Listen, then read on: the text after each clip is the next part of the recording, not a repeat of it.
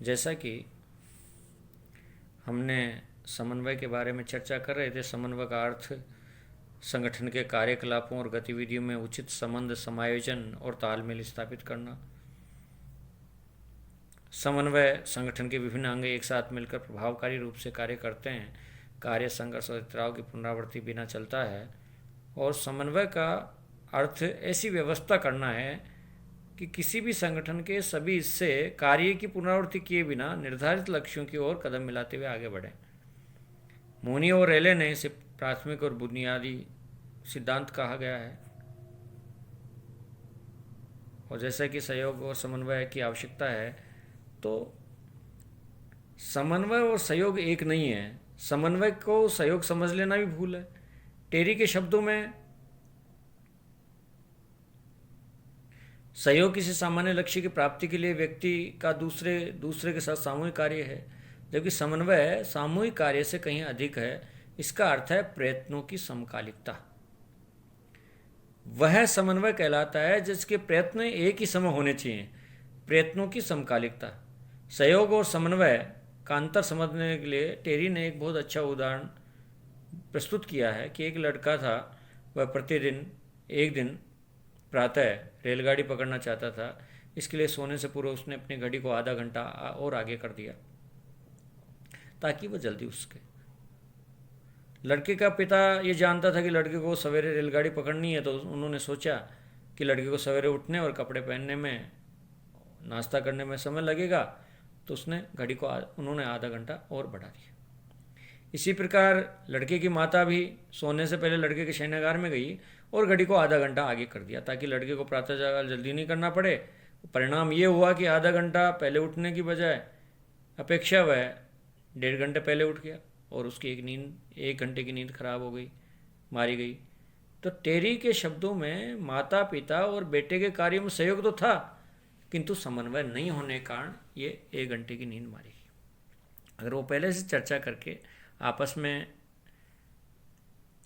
बात करके सुबह उठते तो बच्चा उठ सकता था और 1 घंटे की नींद में नहीं मारी। इसी प्रकार एक अन्य उदाहरण पुस्तकालयों में पुस्तकों को खरीदने का दिया गया। एक नवनिर्मित पुस्तकालय है, 1 लाख रुपए की पुस्तकों को क्रय करने हेतु आदेश एक फर्म को दिया, किंतु उसने पुस्तकों की शीघ्र पूर्ति नहीं की। इसके बाद दूसरी तीसरी फर्म को क्रमशः आदेश दिए गए। यहाँ से भी पुस्तकें आने में विलंब हुआ। एक दिन अचानक पुस्तकालय पक्ष क्या देखते हैं कि तीनों फर्मों की पुस्तकों की बिल्टियाँ भेज दी गई। समुचित समन्वय के अभाव में वे कठिनाई में फंस गए कि किस फर्म की पुस्तकें खरीदें। इस प्रकार कई बार संकट का सामना भी करना पड़ता है बिना समन्वय के। तो स्पष्ट है कि तीनों फर्मों के कार्यों में सहयोग तो था, किंतु समन्वय का अभाव था, इसलिए कई समस्याएं पैदा हो जाती हैं। इसलिए हेमैन ने कहा कि यद्यपि सहयोग हमेशा सहायतापूर्ण रहता है, इसका अभाव समन्वय की प्रत्येक संभावना को रोकता है, पर इसका अस्तित्व मात्र ही समन्वय होना साबित नहीं होता। महत्व की दृष्टि से समन्वय सहयोग की अपेक्षा अधिक उच्च है। इसलिए समन्वय की जो आवश्यकता है वो इस प्रकार से संघर्ष और विवादों को दूर करना, सहयोग की भावना रहती है। इनमें एक तरह से टीम स्पिरिट की भावना होती है। संघर्ष और विवादों को दूर करने में समन्वय सहयोग देता। आपस में कर्मचारियों में संघर्ष कहीं उत्पन्न हो जाता तो समन्वय के द्वारा विवादों का समाधान किया जा सकता है। किसी भी संगठन के अधिकारियों की सहयोग की आवश्यकता होती है और यदि उनमें सहयोग की भावना नहीं है तो संगठन की गति रुक जाएगी, लक्ष्य की प्राप्ति से हट जाएगा। तो समन्वय द्वारा उनमें टीम स्पिरिट और a sense of common purpose, समन्वय उद्देश्य की अनुभूति उत्पन्न करती है, दोहराव को रोकती है। संगठन में विभिन्न सदस्यों को यह ज्ञात नहीं रहता कि दूसरे क्या कर रहे हैं, तो वह स्वयं ऐसे कार्य करने लग जाते हैं जो दूसरे अधिकारी पहले से कर रहे हैं। तो समन्वय द्वारा संगठन के सभी हिस्से के काम की पुनरावृत्ति किए बिना, टकराए बिना निर्धारित लक्ष्यों की ओर कदम मिलाते हुए आगे बढ़ सकते हैं। अगला है क्रमबद्धता के कारण। प्राथमिक क्रियाओं को संपन्न किए बिना आगे की क्रियाओं को पहले संपन्न कर दिए जाते हैं तो वे अनुपयोगी बन जाते हैं। अतः संगठन के कार्यों की क्रमबद्धता लाने के लिए समन्वय बहुत आवश्यक है। इन क्रमबद्धता के कारण समन्वय आवश्यक है। समन्वय के प्रकार। अब हम चलते हैं आज के टॉपिक पे। इतना हमने कल पढ़ा था, आंतरिक और बाह्य कार्यात्मक संरचना। दूसरा है लंब समन्वय तथा समतल समन्वय। आंतरिक तथा बाह्य अथवा कार्यात्मक तथा संरचनात्मक।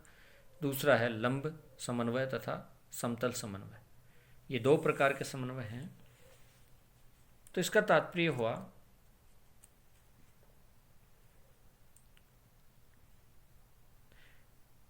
लंब समन्वय समतल समन्वय। तो आंतरिक समन्वय संगठन द्वारा उसकी विभिन्न इकाइयों के बीच किया जाता है। इसके अतिरिक्त प्रत्येक संगठन की अनेक बाहरी तत्वों जैसे लोकमत, दबाव समूह, हित समूह इत्यादि से प्रभावित होता है।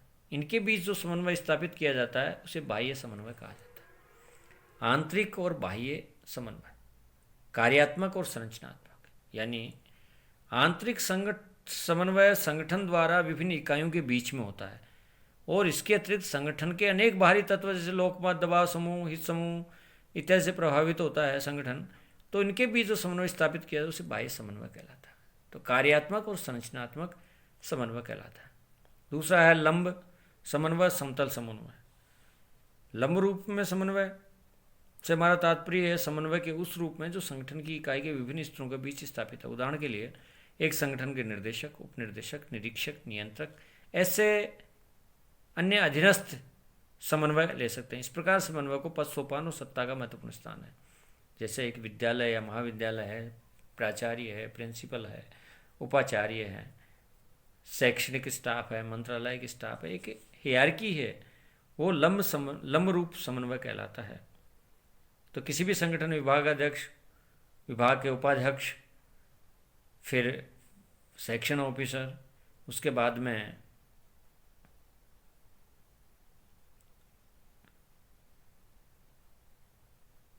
यूडीसी, एलडीसी और असिस्टेंट कर्मचारी। ये एक तरह से हायरार्की वाला जो समन्वय है वह लंब रूप का वर्टिकल कोऑर्डिनेशन कहलाता है। एक है हॉरिजॉन्टल कोऑर्डिनेशन, समतल समन्वय। हॉरिजॉन्टल कोऑर्डिनेशन में समन्वय से उस समन्वय से है जो प्रबंध के समान स्तरों पर। इस प्रकार समन्वय में कर्मचारी और अधिकारियों की स्वेच्छा का अधिक महत्व दिया जाता है और समान स्तर के अधिकारियों के बीच समन्वय स्थापित करने की कुछ अपनी समस्याएं हैं, क्योंकि ये अधिकारी एक दूसरे पर सत्तावान नहीं होते। ये दोनों प्रकार का समन्वय। समन्वय की विधियां औपचारिक, अनौपचारिक।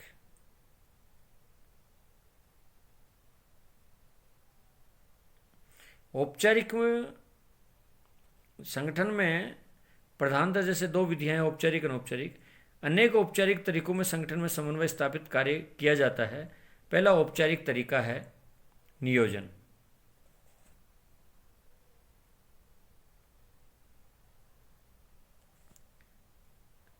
कार्यक्रम और व्यवहार का पहले ही से ही नियोजन समन्वय का महत्वपूर्ण साधन है।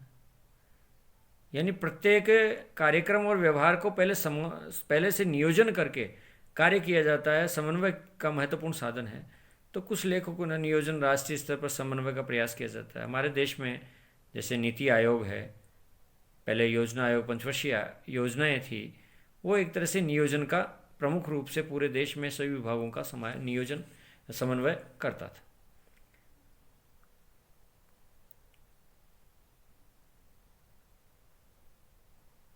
द्वितीय है संगठनात्मक तरीके। औपचारिक तरीके में कतिपय संगठनात्मक तरीके होते हैं जिन्हें संस्थागत रूप देकर समन्वय का मार्ग सुगम बनाया जाता है।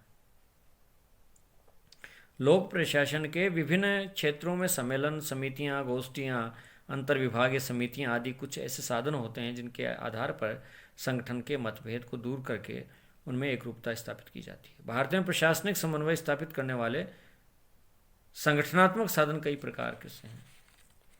नीति आयोग, क्षेत्रीय परिषद, राष्ट्रीय विकास परिषद, केंद्रीय सचिवालय, मंत्रिमंडल समिति, समन्वय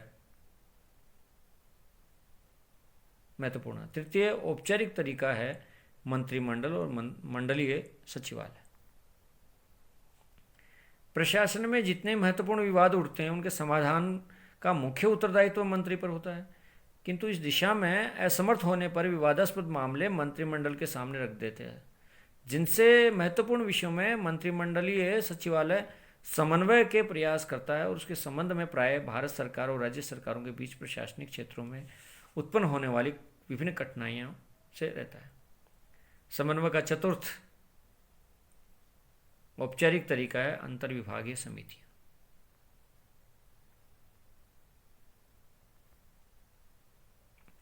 ये समितियां प्रशासन के विभिन्न स्तरों में प्रयुक्त की जाती हैं और अंतर्विभागीय बैठकें, सम्मेलन, गोष्ठियों द्वारा समन्वय स्थापित किया जाता है। भारत में केंद्रीय स्तर पर राज्यपाल, मुख्यमंत्री, खाद्य मंत्रियों आदि के सम्मेलनों के द्वारा भी समन्वय स्थापित किया जाता है। सार्वजनिक निर्माण के मंत्री हैं पूरे देश में, स्वायत्त मंत्री हैं, स्वायत्तशासी योजनाओं के लिए पूरे देश का सम्मेलन एक समन्वय का एक सुगम उदाहरण है। जिला कलेक्टरों का सम्मेलन, जिला पुलिस अधीक्षकों का सम्मेलन राज्य में वीसी के द्वारा होता है। मुख्यमंत्री देश की राज्य की कानून व्यवस्था के लिए कभी कलेक्टर की वीसी करता है, कभी एसपी की वीसी करता है। तो इसके माध्यम से उनमें तालमेल, समन्वय, सभी के आचार विचार जानकर वह समन्वय करने का प्रयास करता है। पंचम तरीका है वित्त मंत्रालय। वित्त मंत्रालय विभिन्न विभागों से मांगे मांगता है कि क्या क्या आपको चाहिए, कितना वित्त चाहिए, और फिर वो अपने दृष्टि से प्रशासकीय विभाग वित्त मंत्रालय अपने वित्त संबंधी जो मांगे प्रस्तुत करता है। ऐसा करने से परस्पर समन्वयात्मक दृष्टिकोण अपनाते हैं और यदि विभाग की प्रक्रियाओं को परस्पर विरोध हो और हितों का टकराव हो तो वित्त मंत्रालय उस पर अंकुश कर उन्हें रास्ते पर ले आता है। इसलिए समन्वय का छठा तरीका है गृह पालन क्रियाएं। पिफनर और प्रेस्टस ने लिखा है कि पशु प्रशासन में गृह पालन समस्याएं के अंतर्गत प्राय प्रदाय या पूर्ति, भंडारगार भवनों की सफाई, मरम्मत, छपाई, उपकरणों का नियंत्रण, केंद्रीय डाक, परिवहन, खाद्य, टेलीफोन सेवा सम्मिलित है। ये गृह पालन में इन सभी सेवाओं की पृथक संभाग में केंद्रित कर दिया जाए तो विभाग के लाभान्वित होते हैं। विभाग इसे लाभान्वित, इसके बीच स्वतः समन्वय स्थापित होता है। भारत में केंद्रीकृत गृह पालन के अंतर्गत अनेक अभिकरण हैं। महालेखा परीक्षक के अधीन लेखांकन और लेखा परीक्षक, सार्वजनिक निर्माण के अंतर्गत भवनों का निर्माण, मरम्मत आदि के लिए समन्वय। चौथा औपचारिक तरीका संचार के साधन। उस संचार के साधन में लिखित और अलिखित सूचनाओं, आज्ञाओं, निर्देशों आदि को एक अधिकारी से दूसरे अधिकारी तक पहुंचा जाता है। सूचनाओं का प्रसार जितना अधिक प्रभावशाली होता है, समन्वय की प्रक्रिया उतनी अधिक सुगम बन जाती है। हेमन ने लिखा है कि उत्तम संचार साधन विभिन्न क्रियाओं के समन्वय के अतुल सहायता पहुंचाते हैं। यानी उत्तम संचार साधन विभिन्न क्रियाओं के समन्वय में बहुत महत्वपूर्ण सहायता पहुंचाते हैं और महत्वपूर्ण साधन के रूप में काम करते हैं। समन्वय के कुछ औपचारिक अनौपचारिक साधन भी हैं। इन अनौपचारिक साधनों और अशासकीय होते हैं और औपचारिक विधियों का कम महत्व नहीं है। ये विधियां निम्न प्रकार हैं। व्यक्तिगत संपर्क, जो औपचारिक एक तरह से व्यक्ति को एक टूल्स के रूप में प्रयोग करता है और व्यवहारवाद ने अनौपचारिक जो संबंध स्थापित करने का प्रयास किया, उस अनौपचारिक संबंध में अनौपचारिक समन्वय किस प्रकार से किया जाता है। तो पहला है व्यक्तिगत संपर्क। अनौपचारिक साधनों में शायद ही सबसे अधिक महत्वपूर्ण व्यक्तिगत संपर्क है, अर्थात संगठन में अनौपचारिक संबंधों का विकास होता है। उदाहरण के लिए एक जिलाधीश जिले के विभागाध्यक्ष को लिखित शासकीय आदेश देकर संभवतः उतना सहयोग प्राप्त नहीं कर सकता जितना वह अपने निवास स्थान पर भोज व अल्पाहार का आमंत्रित कर चाय पर कभी अनौपचारिक सलाह मशवरा करके उलझी हुई समस्याओं को सुलझाया जा सकता है। ये एक व्यक्तिगत संपर्क है, जीवंत संपर्क है, जिससे कि कई समस्याओं का समाधान किया जाता है। भावुकता भरी अपीलें, इस प्रकार के संगठन में समायोजन स्थापित करने के उद्देश्य से कभी कभी भावुकता भरी अपीलें की जाती हैं। इनके द्वारा संगठन के सदस्यों को टोली की भावना उत्पन्न की जाती है, जैसा कि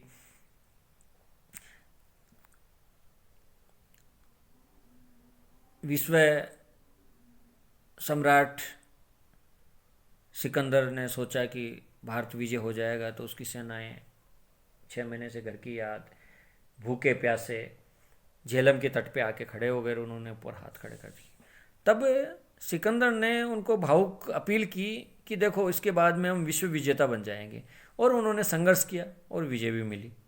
इसी प्रकार एक हमें राही प्यार की पिक्चर थी, उस पिक्चर में मालिक है वह विभिन्न